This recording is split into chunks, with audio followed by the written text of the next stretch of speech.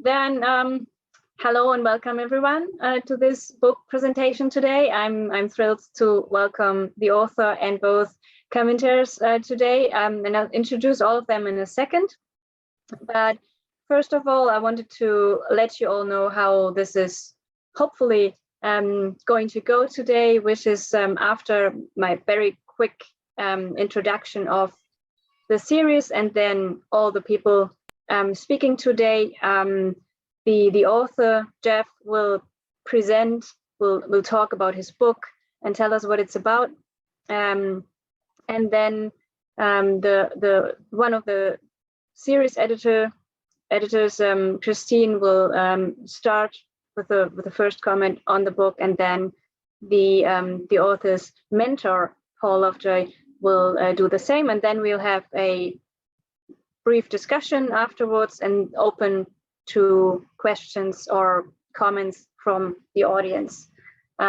So this is roughly what this is going to look like. It would be nice if the people who are not speaking would mute themselves. And if you have questions, you can always post them in the chat. I will check the chat later on and read out all the questions. But of course, you can also unmute yourself and speak if you want to. So the book is published in the series Africa in Global History. And this series is not that old, but it's a brilliant one, of course. I think we started 2 years ago and have amazing publications out so far, and they keep coming in. And I'm very excited about the series and about all the publications and working with all the authors, and of course the series editors. They are a great team. So just a little bit background on the book series. So throughout much of modern African history, actors have been focused on visions of African futures, and in these visions, the supposedly traditional or backwards, underdeveloped, if you want, societies would be replaced. And this series addresses the long history of interventions into African societies from both internal and external groups. And it wants to trace changing patterns of migration, often associated with the establishment of new settlements and colonies and changing trade or labor relations. And by taking a more comparative approach, it wants to intervene into the pressing debates on nationalism, national sentiment, xenophobia in all its complications, tradition and neo-traditionalism, and the historical processes which shaped Africa's place in the world. This book today, which is called Outsourcing African Labor, Crew Migratory Workers in Global Ports, Estates and Battlefields until the end of the 19th century, and was written, and it will be presented in a minute by Dr. Jeff Gunn, who has a PhD in African history in global perspective from York University, Toronto. And Jeff has already published over 100 articles and chapters in fields as diverse as history, music, and travel. And after his presentation, his book presentation, Dr. Christine Whyte will start her comment. She's a lecturer in global history at the University of Glasgow, Scotland, and her current British Academy Wolfson Foundation Public Engagement Project, Recaptured Childhoods, explores lives and experiences of children liberated from illegal traffic in enslaved Africans through the 19th century. She recently served on the steering committee for the first Care Experience People History Month, working with Who Cares Scotland to deliver a public program of events. And her most recent article is called Mothering Solidarity, Infant Feeding, Vulnerability and Poverty in West Africa since the 17th century, and was published in Past and Present, in the Past and Present Supplement 15 in 2020. The Our second commentator today is Professor Paul Lovejoy, who's a distinguished research professor and Canada Research Chair in African Diaspora History at York University, and has published over 40 books and more than 150 articles and chapters in books on African history and African diaspora history. The latest publications are Slavery, Resistance and Abolitions, A Pluralist Perspective, together with Ali Musai and Nellie Schmidt, and The Atlantic and Africa, The Second Slavery and Beyond, which she co-edited with Dale Tomic. I hope I pronounced that correctly. And to end this now, and to give the stage to Jeff, who is the one who deserves it more than anyone else, I'll stop now and let Jeff start with the book presentation. Well, thank you very much. I wanted to start by saying good morning, good afternoon, and good night, depending on where you are in the world in the audience. I know we have some friends from Thailand and Brazil and all over the world, so a lot of different time periods there. So basically, I wanted to thank Professor Whyte and Paul Lovejoy for being here today on the panel and for giving some reflective thoughts as they will. Also to De Gruyter for the incredible opportunity to share my research on the crew following the completion of my PhD and essentially turning that into the book. And also to Rebea too for the opportunity following my presentation at Humboldt University in Berlin for that coffee that the next day that led to ultimately getting the publishing deal on the platform. So thank you very much for that. I'll just start by giving you a little bit of background about the actual book itself and the journey. One is that I'll start by saying that studying the crew is probably one of the most intense experiences I've ever had in my life. During the course of my PhD research, I was able to do archival research in such places as Sierra Leone, Liberia, Ghana, all in West Africa, as well as the UK, United States, and then down to South America, Caribbean as well, in Trinidad, and then Guyana. And it meant going to a lot of different archives. And not only that too, but in the case of West Africa, it led to conducting a lot of interviews with crew community members, not only in Sierra Leone, in Crewtown, which is a part of Freetown in Sierra Leone, but also in Liberia itself. And I just happened to luck out on a few occasions where the community members were really, really friendly and really nice, and they basically let me and led me to other people I never expected to interview within the community. So it led to a lot of gems, if you will, and perspective on their own history, which I wanted to include in the book, and did.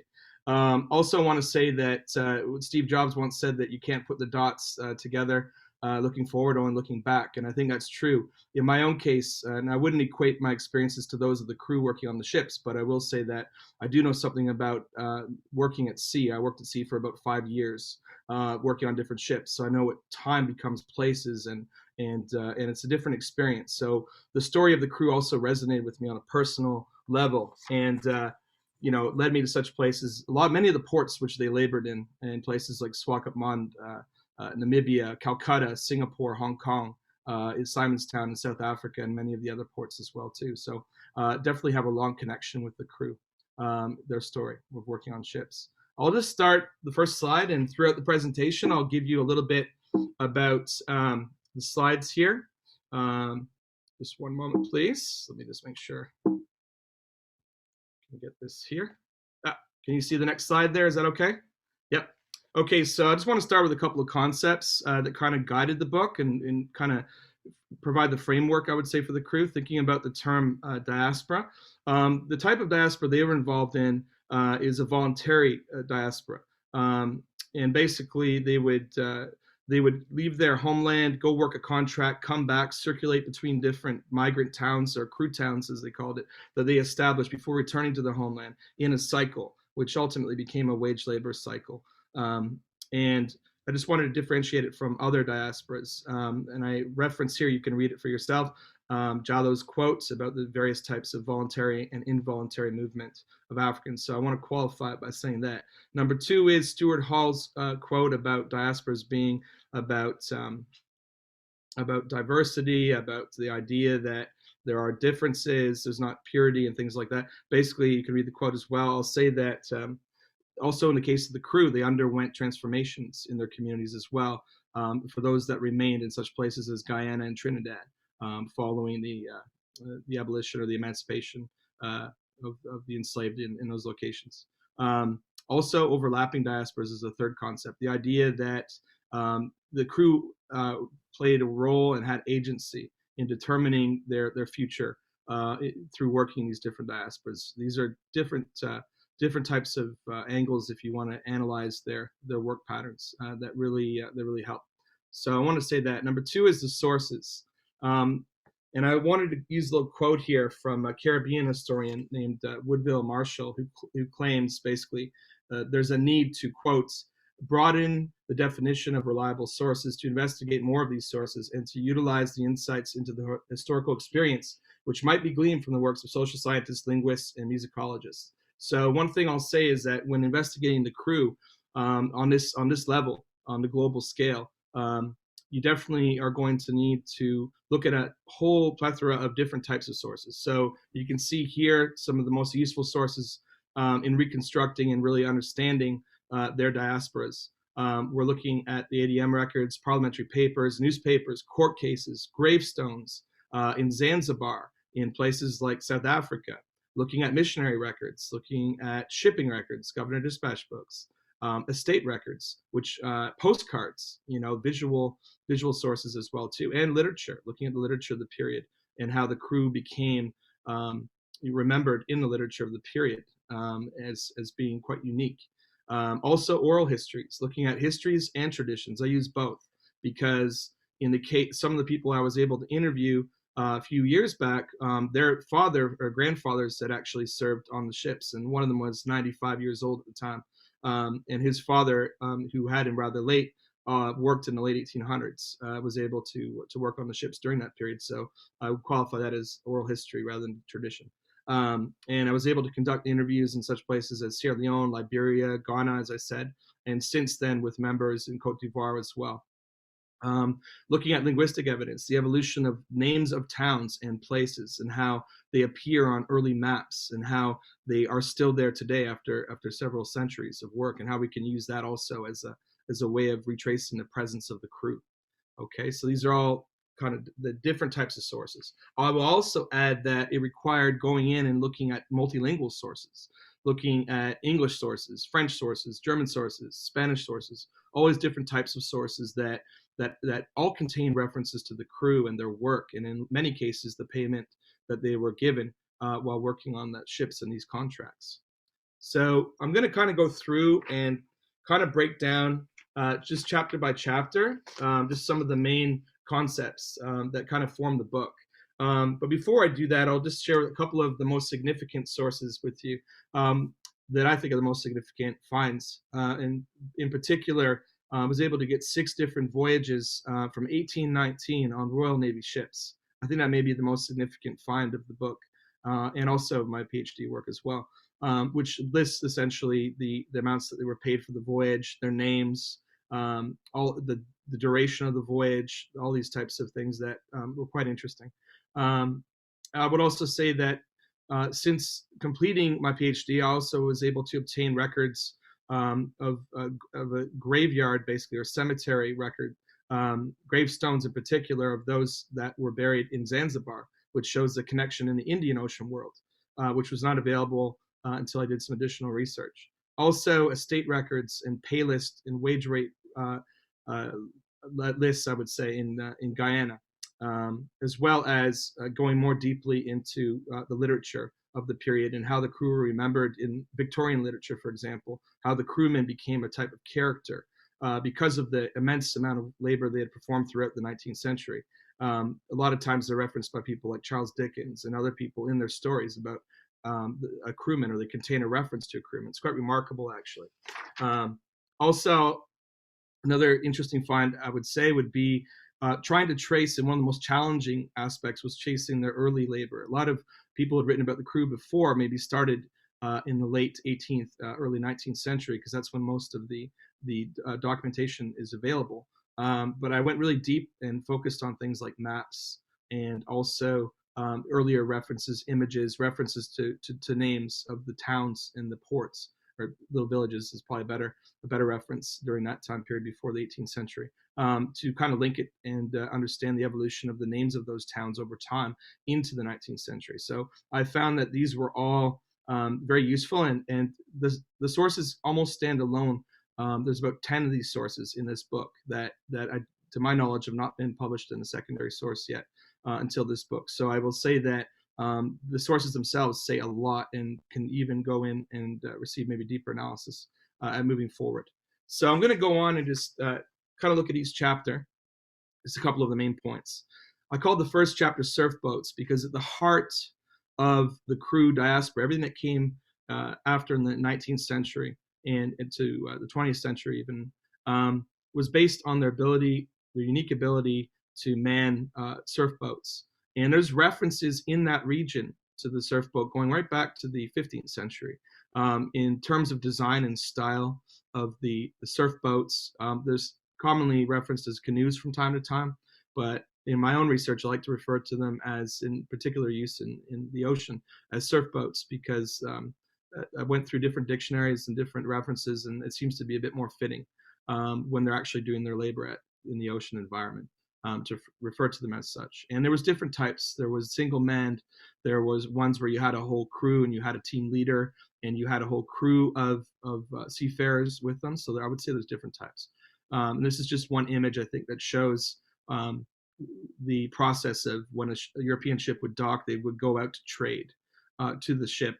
And this is a practice that continued even after they started establishing migrant labor towns throughout the Atlantic and all the way down to South Africa and across the Atlantic as well. They would always kind of continue this practice as well of trading directly on the coast. So I found maps quite interesting and quite a great source. I went back and I looked at maps dating back earlier than this too, but these are some of the key ones where it included names that referenced the crew, like Cetra crew and other area villages that became major like trading centers throughout the 18th and then into the 19th century, and even to this very day. Connections can be found. These are some of the most valuable maps that I was able to kind of analyze in the book, and it's included in the first chapter. And it really sets up a connection with, and I tried to fill in the gaps with the works by people like Brooks and others who had kind of really taken the first major examination of the crew on a much broader scale. I tried to kind of fill in those gaps, and it was one of the goals of the book, was to kind of fill in some of those questions that were dating back to the 15th and 16th and 17th centuries. Without doubt, I found a lot in the 17th century, a lot of references to the crew and also a lot of references to their towns. And there's in a lot of these sources, you might see, well, this town was noted for being a watering town where they could get fresh water, and just to see how they evolved over time as the main trading centers. This map in particular here was of great interest to me. It's from Barbot's 1732 publication. However, the origins of the image in the top left date back much further to Barbot's 1678 and those first and second voyages they took, 1679, and a 1688 publication in French. This particular image here dates back to that time period and is included in the 1732 publication. So I found this was very interesting connection, and this would also become a major trading center and part of the crew coast as it later became known. I also include the words on the top of this slide, Grain Malagueta Pepper Coast, because it had always kind of been named after the main trading items. And later on, it of course be called the Crew Coast because of their export of their labor. So I found this was in particular a really interesting find. It kind of closed that gap with earlier centuries. Later on, and I have the map here, which is featured actually in chapter 6 of my book, but it shows some of the main trading towns that were published in the 19th century. Little Crew, Cetra Crew, as well as Croba, and if you can read it and look at some of the other ones as well. But these were the main trading towns in an area that was known as the Crew Coast. One of the earliest images that appears is from Gabriel Bray, and it's actually in the National Maritime Museum, and it basically dates to 1775. This date is very significant because the crew were shown to be in what became basically Sierra Leone basically they were shown to be there before the establishment of Freetown in 1792, which is significant because it meant they were traveling up and down the coast, working on ships prior to laboring with the British in Freetown. Chapter 2, I kind of got into probably the most significant part of the book, which I call a catalyst for diaspora. Things change after this. Whereas in the first chapter, we kind of traced that they were trading off the coast with various Europeans, the Dutch, the Portuguese, the French, the British would stop and do trade with the different villages. Well, things got a little bit more institutionalized, if you will, once once they started to labor in Freetown, starting in 1792. And this postcard, it's a little bit blurred, but the postcard shows the crew town that was established in Freetown, which exists to this very day. And you'll see I have some stats on the population, how it grew over time. It started with the first reference to the crew community is only 15 in 1793. However, it would grow into the thousands basically throughout the 19th century and fluctuate. One of the great changes you'll notice in 1809 is that because of the establishment of the Royal Navy, operations in Freetown and towards abolition and intercepting slave ships, this would be one of the areas where they found a lot of employment. So basically, they would increase their numbers, and it had a big influence on the amount of crew that were serving in Freetown. Also, some other transformations, and I'm going through this rather quickly for time's sake. Basically, a few transformations happened. One is, you'll notice this is the earliest image I have found since my PhD, and actually through the additional research for the book, on the crew mark itself, line going down the forehead. Previous to this, I had found this one here in Robert Clark, dating to 1863, and there's also a previous one that, and what this mark did, this is a transformation that happens once the crew are working beyond their homeland, and they're amongst other Africans. Basically, they want to differentiate themselves, and in the literature, in the historical sources too, there's always references to this thing called the crew mark, and how it was, one even calls it a passport. If you were marked with this, then you were identified as crew, and they believed, even in their own oral traditions, that you were exempt from slavery from their perspective. Did it always happen? No, there were certain crew that were enslaved, but for the most part, it became a recognizable marker of the crew. I'll say another transformation that happened while in Freetown was the headmen, and not only in terms, dictated mostly by pay. They were paid more than the other laborers that worked on ships in particular. And I have those in the sources. And you can see that this hierarchy emerges in terms of pay for those crew who would go from Liberia, the crew coast, and then go to work in Freetown and then back to Liberia over many times, cycling through this. The goal would be to become a headman. This is an image I have from 1890, in which he's wearing a robe which would differentiate him from other laborers. In chapter 2, I offer the pay list. This is from 1819, and it shows the net wages, the full wages, the rank. ORD is ordinary seaman. So basically, if you were that rank, you would be recognized as a headman. You got paid more than the other laborers, slightly more. And this is one of 6 of the pay lists I was able to find and share in the book as well. This is another one, and it also shows that the crew would have different size in their crew.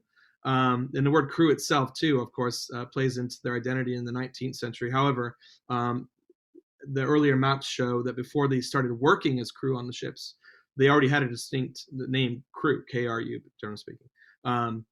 So it isn't solely tied to their role as crew. And this is one of the things in the literature that's a bit, can be a little bit, confusing at times. And during this time, something else happens. The crew coast solidifies. It crystallizes. I would argue that crew identity crystallizes once they start going to Freetown to work and kind of go back and forth between Sierra Leone and then back to the crew coast and what would become Liberia. Their identity is crystallized as crew in the 19th century because of their labor. They're referenced as free laborers, and they're referenced by Scientific American, they're referenced by The Economist, they're referenced by the New York Times, all in the 19th century as being, basically enterprising laborers, free laborers, and valuable to any cruiser that's on the coast in particular. Now you had shoreside laborers and you also had shipside, but the shipside are definitely the ones that are referenced the most in the literature. By chapter 3, they expand, and they're no longer just going to Freetown. This is a map here that kind of shows their great network all throughout the Atlantic here, particularly off the coast of Africa in the beginning. Some of the different places they established different communities. They established a crew town, which is for all their laborers, not only in Freetown and Sierra Leone, but also in such places as on Ascension Island, in places like Simonstown in South Africa, even in Monrovia. They would establish different crew towns and different communities, laboring communities, okay, in different sizes and scale, but they would circulate between these different places. Particular, the Royal Navy was a great way for them to kind of travel, do a contract, and then serve on another one before returning to Freetown in many cases, and then their homeland. This is an image here, which I was able to get courtesy of Simon Towns Museum, which is featured in the book, which if you look closely shows a lot of the crew sailors as far away as South Africa and Simonstown. And Simonstown would be a gateway in the Royal Navy, not only for operations in the Atlantic, but also the Indian Ocean. And I'm going to, just for time's sake, kind of go through this a little bit quicker. This shows the Indian Ocean network as they circulated between places like Zanzibar, places like what becomes Sri Lanka, Bombay, Aden, even into the Middle East and the Persian Gulf, serving on different ships in the Royal Navy. In some cases, they were awarded medals for their services by the Royal Geographic Society. For example, recognized one crew sailor who saved the lives of drowning would-be enslaved Africans on a Dhow slave ship in the Indian Ocean coast. So they were recognized and distinguished from others. Also in literature, as I mentioned before, Charles Dickens, I have some references here for you to check out if you're interested after, as well as Kingston and Roberts. And even more recently in Singapore, someone went back and wrote about the Nemesis and placed the crew on it and talked about their perspective on it. It's more of a historical fiction, the last one. But I'll say that their legacy lives on. Indian Ocean gravestones, excuse me, this is one of the great finds in the chapter, courtesy of Stephen Raquel, who put me onto this particular source in his own work. So thank you to him for that. I'll say that it gives the date, which shows rather late, almost to the 1900s. They were still serving in the Indian Ocean on ships. The zenith of their was with the service in the Indian Ocean was on Royal Navy ships in the 1860s and 70s, which kind of cooled down after that. But nonetheless, they were obviously there right up until the end of the century. The crew mark is referenced in the Indian Ocean too. And this is the thing about the crew mark. It was recognized and identified and distinguished them in the Indian Ocean world as well. This is another particularly interesting image that I was able to find of the crew actually manning the cannon. And basically, they extended their service not only to ship labor on the ships, but also became engaged in naval brigades. In some cases, went and served on the front lines in battles and campaigns. Expeditions they were part of. They served in Hugh Clapperton's numerous Niger River expeditions. And I might add that in that case, they were given advances. There was a particular, I think it was like 500 pounds that were set aside just for the crew in the documents of those particular, the Niger expedition in 1841-42. So they were distinguished in the documents apart from other African laborers, which is interesting. This is a list of some of the military campaigns they were involved in, even going as far abroad as Hong Kong and serving on the ship. They were given medals for their services, and they were distinguished in South African medal rolls as crewmen. Their names are not given in this case, but they were distinguished from the other Royal Marines for their services. And then, of course, we get to the Chapter 5, which is the British service. In this case, it's a little bit different from what they had done. They went to work largely as boatmen and servicemen between the states, helping to build canals, moving different items from ship to shore and vice versa. In this case, remember, this is after emancipation. So at this time, you have a lot of Chinese and Indian and Indonesian laborers also being brought at the same time in the 1840s. The crew were also part of this movement into the Caribbean. In the case of British Guyana, one of the most valuable sources is this one here, where I have a list of the different workers who were serving as sea transport and not living on the estates. Some chose to live on estates. Some actually had different cottages they would live in during the duration of their stay, and they would get hired. And they also have the pay too. They get about $10 a month and housing and food for their labor at that time. They formed a couple of diaspora communities like they did throughout West Africa. Crewman's Village, they had about 3 different communities in Trinidad, which I was able to find, which is a bit different from their community in British Guyana, which was a lot more mixed, and it's a lot more harder. It's a lot more of the Stuart Hall type of diaspora community, as opposed to, say, that in Trinidad and the locations in West Africa. And finally, in chapter 6, and I'm kind of going through this quickly, as I said, I call growth in diaspora and decline in the homeland. So they actually, although their diaspora communities were growing in the homeland, they had to contend with a few things. One was the American Colonization Society in America with Liberian settlers, the Liberian state, and later Liberian state and the French, I would say. It was all about controlling their labor. There was an ordinance to control in which they had to pay to live in Monrovia if they wanted to migrate there to work. They were ordered to pay a certain amount to be able to function there. So it was all about controlling their labor in a nutshell. This also led to increased work in French contracts, where just like many had migrated to Monrovia for work with the Americans, the British, the French, they would also go the opposite way towards the east to places like Grand Bassam and hope to find work with the French. And indeed, they are found in Libreville, working on the French Navy, and also in French Guyana and South America, having communities there as well. And I just want to kind of say one thing about some of the conclusions. Basically, I call the last one Crew, Free Wage Laborers in Global History.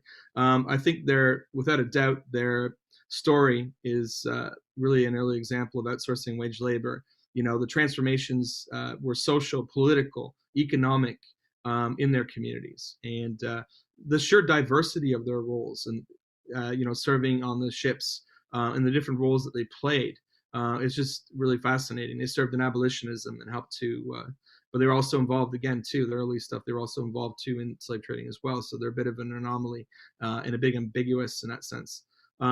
Their story highlights the tensions between nation state and indigenous peoples, I would say, because and I kind of highlight this in chapter 6. The struggles that they had against the imposition of the nation state too is a model for, and resonates with other indigenous struggles globally. I'll also say that it complicates notions of things like ethnicity, race, and empire as well too. And at the end of the day, my own opinion is that they basically did what they had to do to kind of stave off mass enslavement, and also trying to survive in the face of colonialism, and trying to survive in the face of European colonialism, and also Liberian as well, I would say. And also in the face of how to kind of, this capitalism, how to kind of fit in that world. And I think they did for a time, the zenith of it was the 19th century. And I think that their story is very, very unique story. And it's a nuance against the larger story of enslavement in the Atlantic world and Indian Ocean world and so forth. So these are just some of the points. I could talk probably for a whole day about this, but I'm happy just to kind of point on some of the main points from each chapter. So thank you. Thank you so much, Jeff. That was amazing, and thank you for trying to keep it short. I know that, just like you said, you could talk the whole day, or maybe more than one. Right. So now I think we'll switch to the first comment by Christine. Thanks. Thanks so much, Jeff, for covering this very expansive topic quite quickly. And I'm really grateful. Sorry, there's someone shouting "mummy" in the background, so I apologize. Hopefully she's okay.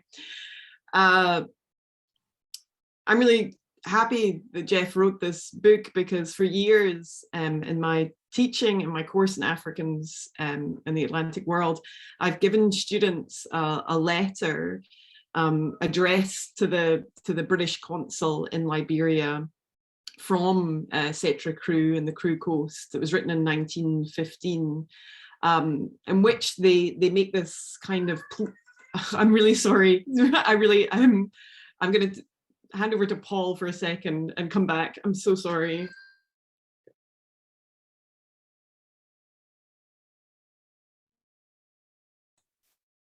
I thought I was going to get the baby.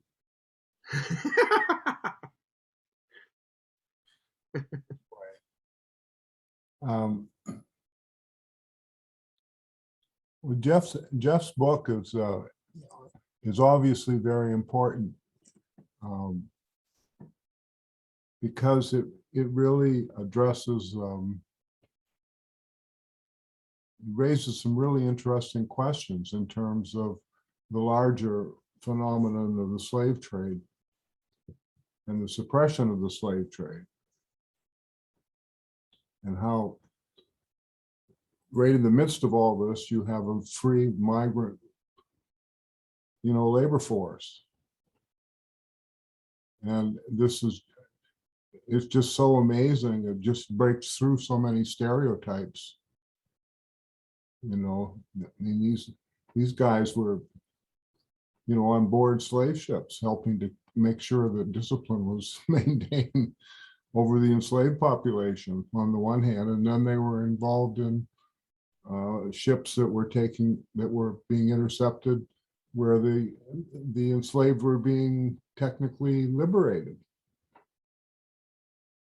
And this is just it's not just a fascinating story, it's really an important one because it really looks at labor, at workers, and it shows how slavery and free labor can and did exist side by side. We know it did in the Americas.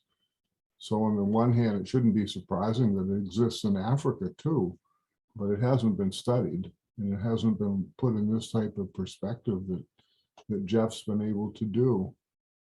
And I think it also corrects a really false image of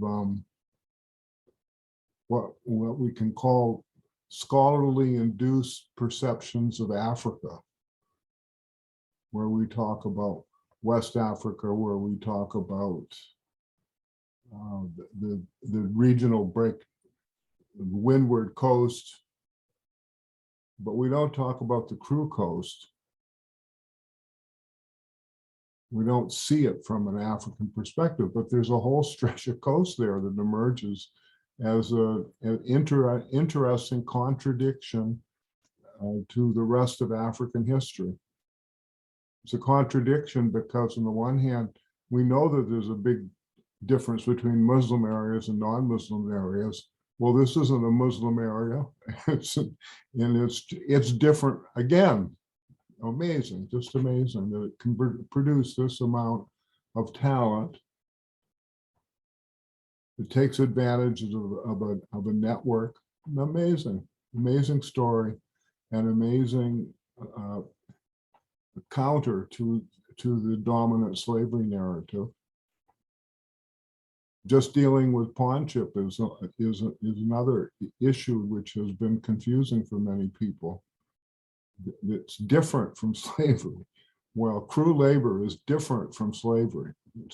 It's amazing. Good book. Thank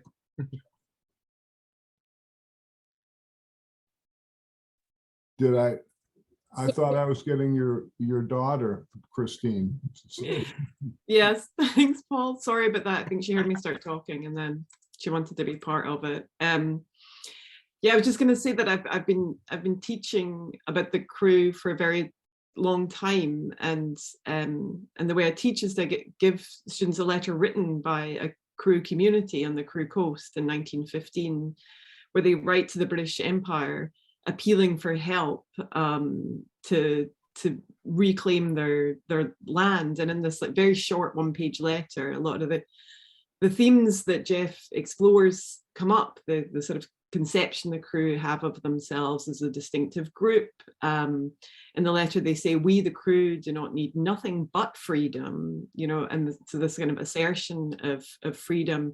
And they also talk about their sympathy and their empathy for who they call fellow brethren sufferers, meaning the returnees from the United States and the Caribbean to West Africa who had been enslaved.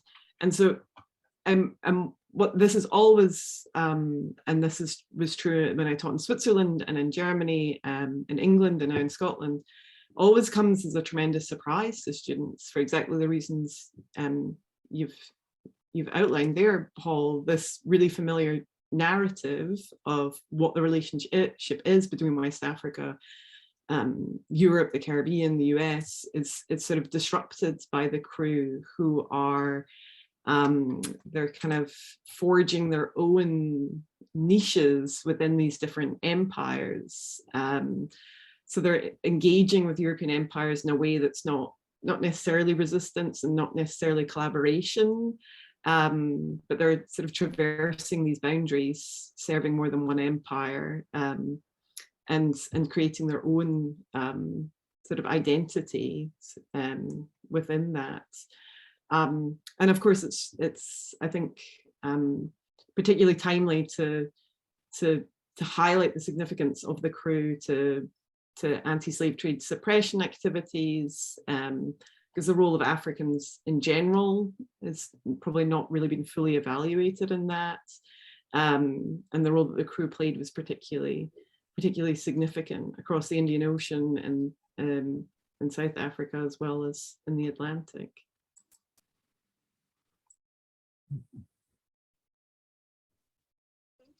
Thank you both so much. Jeffrey, is there something you want to reply to at once, or do you first want, because I saw that we have one question in the chat already, but if you first want to reply to Paul or Christine's comments, then we have time for that too. Yeah, absolutely. I can't really see any of the comments in the chat, but what I will say is that, yes, I think that the crew story, there's so much to talk about. And one of the goals of this book was, when I look back at the previous scholarship, I actually became friends with George Brooks, who was kind of the first one who really, I went down and met up with him. And his book, from the early 70s there, was really the first one looking at the crew mariner. And I kind of wanted this book to kind of take everything that's been done on the crew and kind of conceive it as a diaspora. There's been a lot of studies in different areas, just the crew coast, or for example, or like in Liverpool, Diane Frost there, or Frank Kell has looked at different, crew activities in Monrovia. But I kind of wanted to put it in a bigger, larger framework from a global perspective, based on my research, and kind of see it for what it is, which is truly a wage labor diaspora, if you will. And there's different things that happen in different locations. For example, the experience of working, say, in Guyana or Trinidad would have been different. There were longer contracts instead of like 6 to 18-month contracts. In the West African context, you might have a 5-year contract if you were going over to labor, and maybe you wouldn't come home. Maybe you wanted to stay there because you had an opportunity to purchase land for yourself. So it broke a lot of traditional structures, if you will, too. It led to some changes, and distinct crew, people who identify as crew is more hard to come by these days in Guyana and in Trinidad, who still trace their ancestry to that, or identify as crew now. A lot of them were amalgamated more into the greater Creole population. Whereas if you go to West Africa, there's definitely still a strong crew presence in different locations in West Africa, not just in the homeland in Liberia, and in Cote d'Ivoire as well. The other thing I wanted to add was that different schools of inquiry have looked at different aspects. So the French canon, if you will, mostly looks at everything that happened in Cote d'Ivoire, for what became Cote d'Ivoire. Although they spoke crew, they identify as crew. If you look at statistics, demographics, surveys, there's still a large population of crew who identify as crew in Cote d'Ivoire as well. So I kind of wanted to bridge that gap as well too, and not just look at one little part, look at the bigger picture of who identified as crew, with attention to the nuances within their communities. That was important to me as well. And indeed, going forward, one of my new projects that I'm working on is going to be comparing in a lot more depth, crew experiences in the British and the American and in the French navies, looking at those different comparisons, and German factories as well throughout. That's kind of the idea I'm working on right now as I move forward with the crew. And it's just an honor to tell their stories, and the great people that I met. Like to my hats off to the crew community members I was able to sit with and talk and gain information you would never otherwise gain. I'll just share one with you really quick if we have time. One is the role of women that they played when wives started to come with the headmen in Freetown. They would actually be in charge of the young ship laborers in between contracts. That's information that, and they were respected like the headmen. They were also in charge of the household, and so they took on an authoritarian role, I would say, authoritative role that maybe otherwise wasn't possible, except in that context. So little gems like that were, presented through the interviews, and the other guy, one of the gentlemen that I interviewed as well, he had the same birthday as me. I happened to show up, and we had a great conversation for a few hours, and he told me all about how he was the head of the labor union and how his father had been a headman. This was a gentleman who was about 95 years old in 2012. So, it's easy to see how his father could have been a headman in the 1800s, given the time frame. So it was remarkable, actually. The oral histories added, I think, a lot to the book, and they're peppered in there in different locations. And it's something I like to do. I like to return to Liberia and Cote d'Ivoire and do a lot more there in the communities as well, moving forward. Yeah. So just a few things. Thank you. Thanks. So we have. I'll read out the question in the chat so that everyone can hear it. And it's Jeff, can you talk a little bit more about the crew mark? Was it some kind of scarification? In the images, it seems some kind of paint. Right.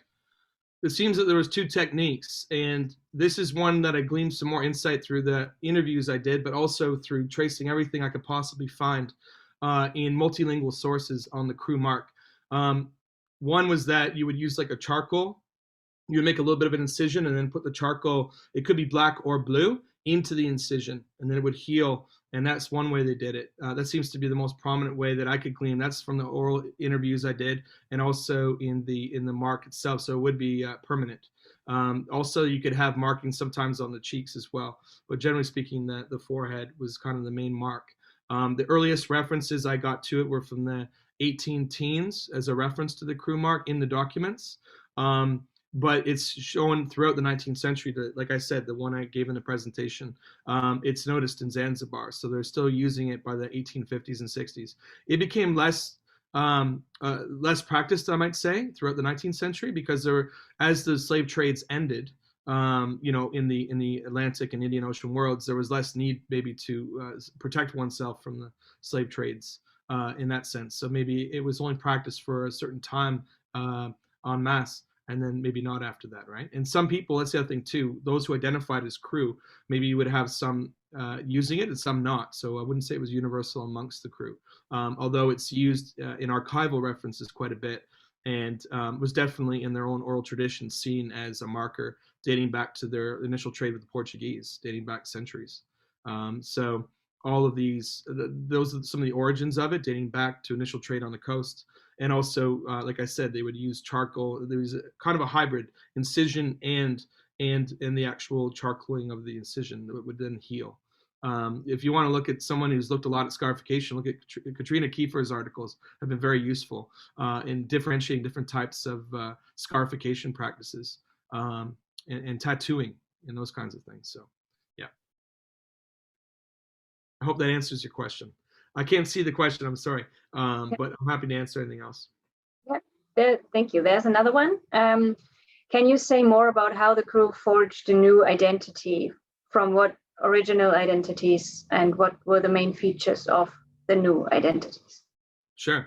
So I would say, like, one of the main, I would go to the second chapter of the book looking at Freetown as a catalyst, because until then you kind of had, you had to wait till European ships showed up on the coast and then trade with them, which was quite regular, but it wouldn't be as institutionalized as a regular contract saying you're going to go work for, the next 6 to 18 months on various ships during this time in the Royal Navy, and then you're going to return to Crewtown after. So I would say that talking to the crew as well too, there was a bit of sense of pride in their tradition for having served, and some of them even got tattoos on the forearm. Like a lot of British seamen would. They would basically, that became part of their identity, I would say, particularly those who worked in the British Navy. It was seen as maybe even a little bit more prestigious than, say, doing the shoreside labor or working on commercial vessels. And it also paid more. There was higher pay rates for those. So I would say that's one way it transformed. Other ways was that prior to the 19th century, yes, there's references to places with the last name crew, or the word crew rather, in the villages, but the idea of the crewmen was definitely solidified or crystallized, as I put it, following their migration to work and stay and live in Freetown. That's really the marker that changes them and solidifies them as crewmen.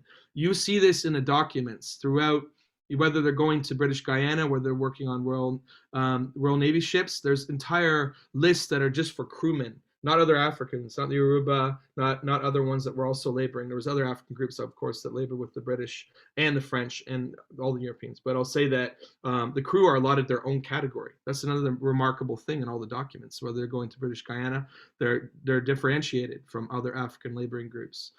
So they definitely became, and they see themselves, from what I can tell from those I interviewed, the different officials. I got to interview the crew chief. I got to interview the crew governor in Liberia, and a lot of other officials who happened to be at an event the day I was there. It was like a miracle, and they all agreed and were happy to share the information. So it was really an honor. And they also see themselves too as really a lot of their identity is with the ships, and it goes back even before the 19th century. That's why the first chapter I look at surfboats and how their identity is tied to the boat, to the maritime culture, and how they were somehow able to navigate those treacherous coasts, if you will, where they lived. The coast was difficult to dock anything. That's another reason maybe why. And one of the guiding questions in my research, why were the crew mostly hired for their labor instead of enslaved? And a lot of it, I think, is also, this has been looked at by other people as well, Brooks and Gutkind and others as well, who looked at the role of the natural environment and enabling them to have this role of trading with the European rather than falling to enslavement. So en masse. Of course, there were some that were enslaved, but few compared to those who labored with them. So I think those definitely played into the identity of the crew. And like I said today too, there's still crew towns. Those are some of the greatest markers, I think, that show a lasting identity into the 21st century. There is a crew town. There was two actually in Monrovia, but there's one in different locations. There was one in Accra, Ghana for a time. There's not much left now. It's in Jamestown. But it thrived into the 20th century before it kind of dissipated. But basically wherever they labored, they started their own laboring communities, and they would circulate between them depending on the dictates of the contract, basically. Okay, so I hope that answers some of your question there.